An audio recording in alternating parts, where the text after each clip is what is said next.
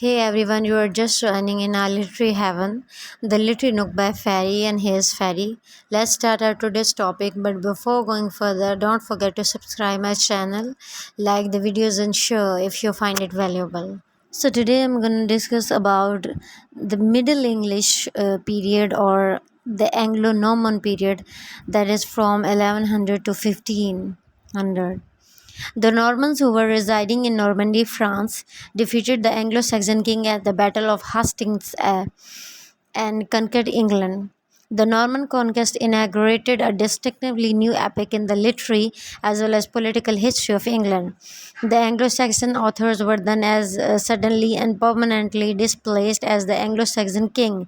The literature afterwards read and written by Englishmen as was thereby as completely transformed as the sentiments and taste of English rulers. The foreign types of the literature introduced after the Norman conquest throughout the whole period, which we call the Middle English period, as belonging to the Middle Ages or medieval times in the history of Britain, or the Anglo Norman period in the forms of artistic expressions as well as of the religious services. The English openly acknowledged a Latin control. It is true that before the Norman conquest, the Anglo Saxons had a body of native literature distinctively superior to any European vernacular.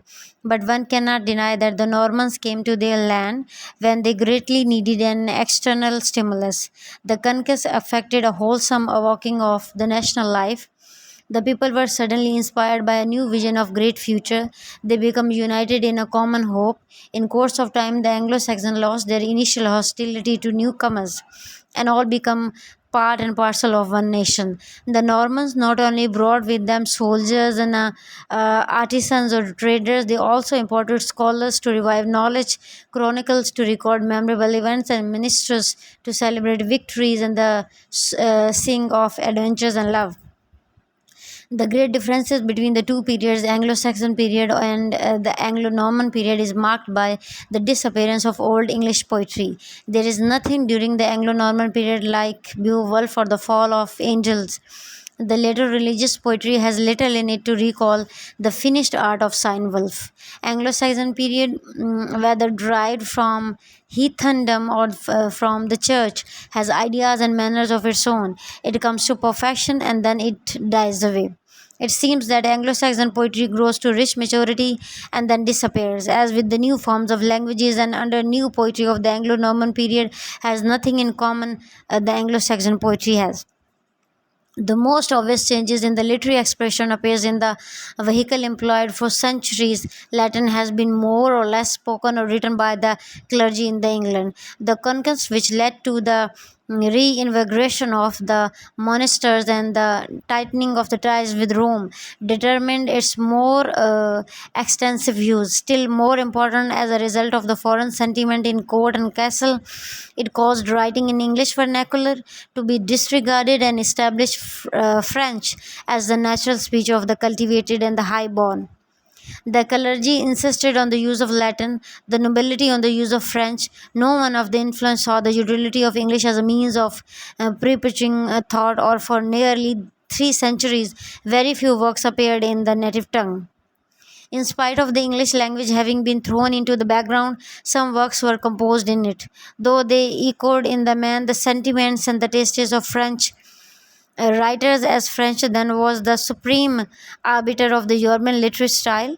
Another striking feature of medieval literature is its general anonymity. One of the many who wrote the names of but few recorded, and of the history of these few we have only the most mixed details. It was because originality was deplored as a fault and independence of treatment was a heinous offense in their eyes.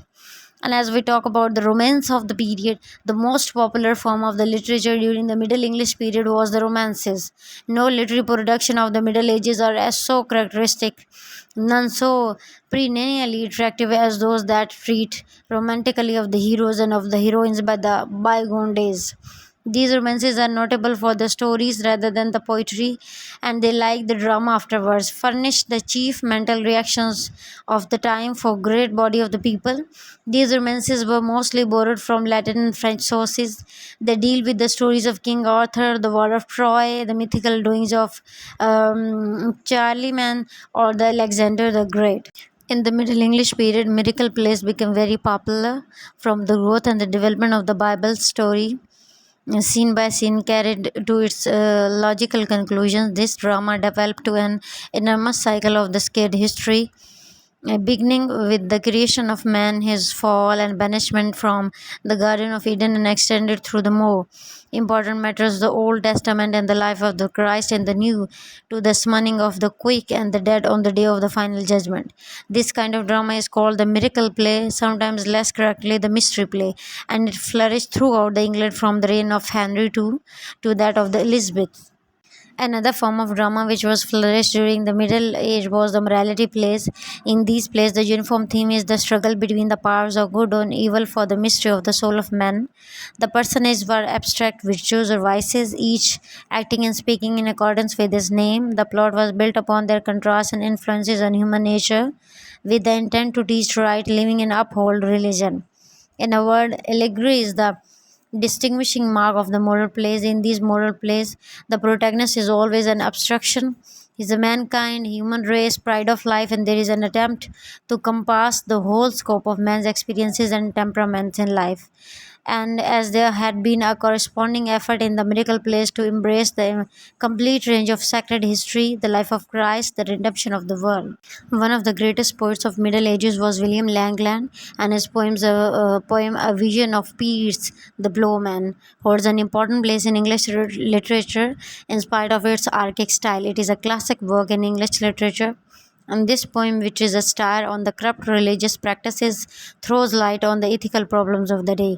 The character assumed by the Langland is that of the prophet, denounce the sins of society and encouraging men to aspire to a higher life. He presents the dissatisfaction of the lower and the more thinking classes of English society, as Chaucer represents the content of the aristocracy and the prosperous middle class. Although Langland is essentially a satiric poet, has decided views on political and social questions, and the feudal system is his ideal. He desires no change in the institution of his days, and he thinks that all would be well if the different orders of the society would do their duty. Like Dante and Bunyan, he ennobles his style by arraying it on a grab of allegory, and he is intensely real. Gower occupies an important place in the development of English poetry, though it was Chaucer who played the most important role in the direction. Gower's contribution cannot be ignored. Gower represents the English culmination of that courtly medieval poetry which has its rise in France 2 or 300 years before. He is the great stylist and proved that English might compete with the other languages which had most distinguished themselves in poetry. Gower is a mainly narrative poet, and his most important work is Confession Amantis, which is in the form of conversation between the poet and a divine interpreter. It is an encyclopedia of the art of love and styles the vanities of the current times throughout. The collection of the stories which forms the major proportions of Confession Amantis. Gower presents himself as a moralist. Though Gower was inferior to Chaucer, it is sufficient that there were certainly fellow pioneers, fellow schoolmasters, and in the task of bringing England to literature.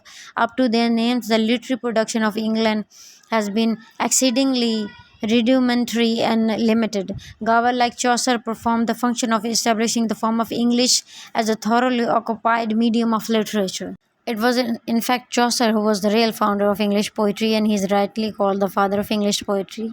Unlike the poetry of his predecessors and contemporaries, which is read by few except professed scholars, Chaucer's poetry has been read and enjoyed continuously from his own day to this, and the greatest of his successors, from Spenser and Milton to Tennyson and William Morris, have joined in praising in Chaucer, in fact, made a fresh beginning in English literature.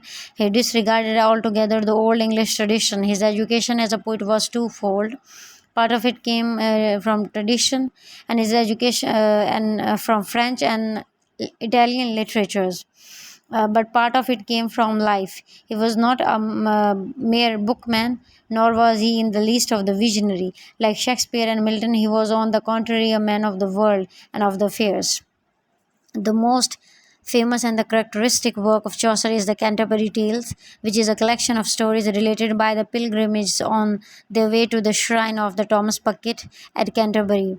These pilgrimages represents different sections of contemporary English society, and in the description of the most prominent of those people in the prologue, Chaucer powers are shown at their very highest peak. All these characters are individualized, yet their thoroughly typical qualities give unique value to Chaucer's picture of men and manners in the England of his time. The Canterbury Tale is a landmark in the history of English poetry because here Chaucer enriched the English language and metre to such an extent that now it could be conveniently used for any purpose. Moreover, by introducing a variety of highly finished characters into a single action and engaging them in an animated dialogue, Chaucer fulfilled every requirement of dramatist, short of bringing his plays on the stage. Also, by drawing finished the various portraits and verse, he showed the way to the novelist to portray characters. Chaucer's work fall into three periods.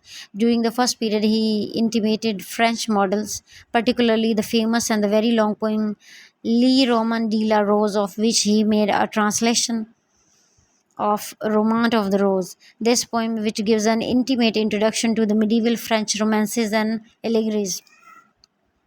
And during the second period, he also wrote the Book of the Duchess, an allegory which, in its form and nature, is like the Romaunt of the Rose, complained into pity, a shorter poem, and ABC, a series of the stanza religious in tone, in which echo pens with a letter of the alphabet in order. The poems of the second period shows the influence of the Italian literature, especially of Dante's Divine Comedy and Boccaccio's poems. In this period, he wrote the Parliament of Fowls, which contains very dramatic and stylic dialogues between the assembled birds, and Trillius and Cressid, which narrates the story of the Trojan prince Troilus and his love for the damsel Cressida. The story of the Griselda, in which a given painful picture of the womanhood and the house of fame, which is a masterpiece of the comic fantasy with a graver undertone of the contemplation of human folly. Chaucer's third period may be called the English period because in it threw off foreign influences and showed native originality. In the legend of Good Woman, he employed for the first time the heroic couplet, and it was during this period that he wrote the Canterbury Tales, his greatest poetic achievement, which places us in the heart of the London. Here we find his gentle, kindly humor, which is Chaucer's greatest quality at its very best and highest peak. Chaucer's importance in the development of the English literature is very great because he removed poetry from the reign of the metaphysics and theology and made it hold as the twin mirror up to the nature. He thus brought back the old classical principle of the direct imitation of nature. After the Chaucer, there was a decline in the English poetry for about 100 years.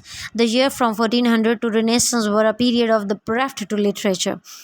There were only a few minor poets, the imitators and the successors of Chaucer, who are called the English and the Scottish Chaucerian, who wrote during this period. The main cause of the decline of the literature during this period was that no writer of the genius was born during these long years. The writers like Skelton, Henryson, Dunbar, and Douglas, they all did little but copy him. They represent the era of mediocrity in English literature that continues up to the time of Renaissance. That was all for today. Stay connected for more literary videos. Me, Fairy, signing out from the Literary Net by Fairy.